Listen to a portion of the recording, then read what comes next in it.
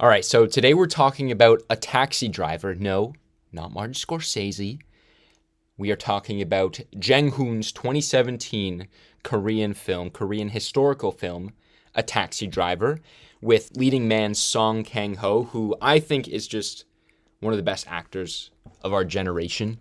And every time I just try to introduce his movies to so many of my friends and so many people here in the Western world, because like he is just like an incredible actor. And I guess he does have some exposure with like Snowpiercer, but like all of his other movies, everything he's in, he absolutely kills it. I remember seeing Broker at a film festival last year. It was so heartwarming. I've seen all these top eight except for Thirst. I've seen JSA, which I think is honestly one of the best Park Chan-wook movies out there.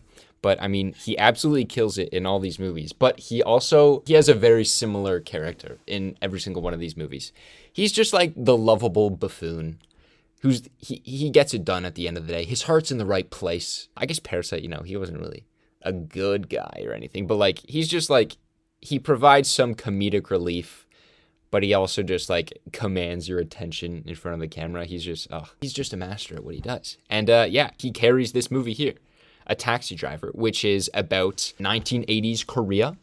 There is an uprising after a political figure was murdered, and this one area in the south of Korea called Gwangju has been barricaded off from the rest of Korea. No accurate news reports are getting out there. There's a heavy military presence, and there's a lot of protests going on, and a lot of the military just basically massacring the people protesting, a lot of them being university students. And again, I'm not going to pretend to be a professional on this subject because I knew nothing about this historical event prior to watching this film, so all of my knowledge is based off of this film. So when I'm talking about this, I'm not speaking about the truth. I'm just talking about what happens in the film. But I did just watch this a few hours ago, so all of my thoughts here are going to be rather raw, rather unfiltered. I haven't really had too much time to, digest the whole thing. And I guess, first of all, spoiler-free review. So my spoiler-free review, I think this is such a charming movie. I mean, it's a very, very good Korean style movie, and I say that because one, it has Song Kang-ho, and he has this whole shtick the whole time. But I find that I do like a lot of Korean like crime movies, like Memories of Murder is one of the very clear ones, or like The Wailing, which is awesome. And both of those movies are very dark. They have some serious subjects, just like this. I mean, the historical subject matter here is very serious, but there's still quite a bit of comedy, and it's quite an easy watch at the same time. I mean, there definitely is some hard-hitting stuff, some tear-jerking stuff, because, yeah, the massacre that went on was absolutely heartbreaking. But there's just such a charm to this movie, and especially with, like, the fact that he's a taxi driver. It did take away the seriousness out of a few of the hard-hitting moments in the film because of some of this comedy related to him being a taxi driver. I won't specifically say what now in this spoiler-free talk, but I do think there are a few like cheesy moments sprinkled into this very polished piece, this very just like solid story of this like these couple characters that go into this historical event and what they do. I think in general, if we're relating this, if this was like a movie that came out in North America and it was a North American film, I think that this would be like an Oscar baity type film because it's a crowd pleaser. It is based on a historical event that was very tragic, and it does have some tear-jerking scenes. It has incredible performances by the leads, and so it does have that vibe to it. I'm unfairly relating it to Green Book because, again, that is an Oscar bait. This is way better than that. It doesn't have the same type of themes that it's dealing with, but it's about a guy driving another guy in a car. That's pretty much the extent of the relationship there. But again, yeah, really good performances. It deals with serious themes, but has some lightheartedness to it.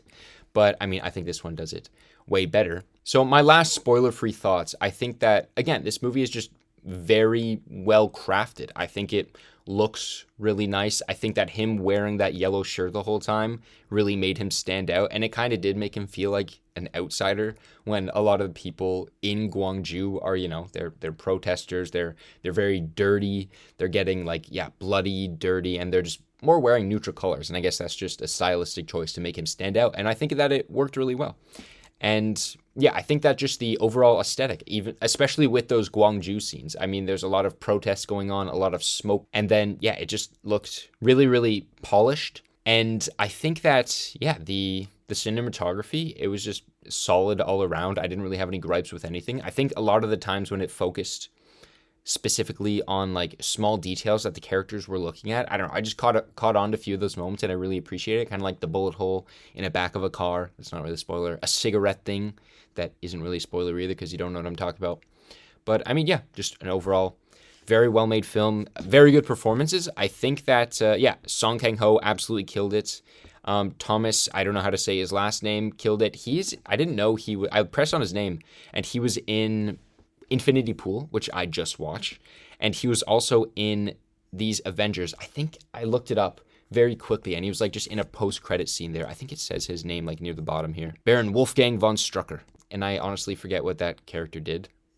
Was he the one who like made the twins into superheroes? I don't know, he might have. But alas, we're talking about this movie, not Marvel. I don't know how we got there. But yeah, he was great. I think he he had a very good performance. He was very just set on what he had to do. No issues with him whatsoever. He was awesome. I really, really love this guy. And then the other younger, it's probably this guy here. Yep.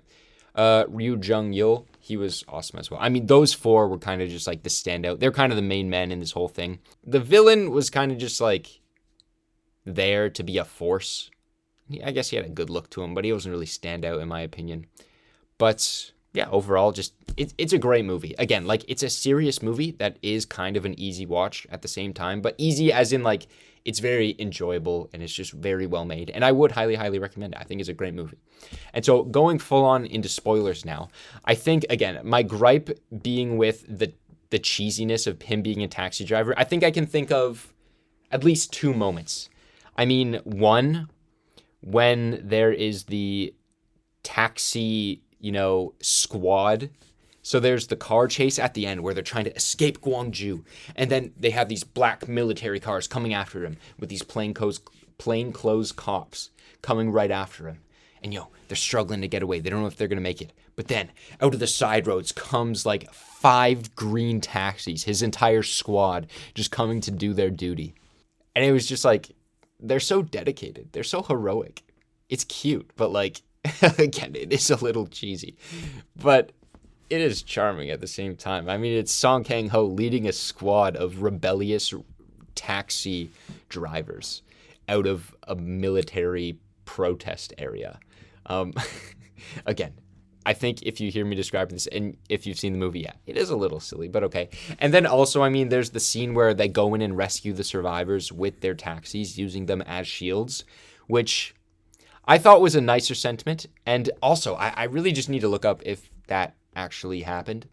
Because, again, at the very end of this movie, we have the actual footage of the man, I forget his actual name. It's not just Peter. It's like some more German name that I forget. But the actual guy who Thomas's character was based off of, the German reporter who goes in with the taxi driver into Gwangju.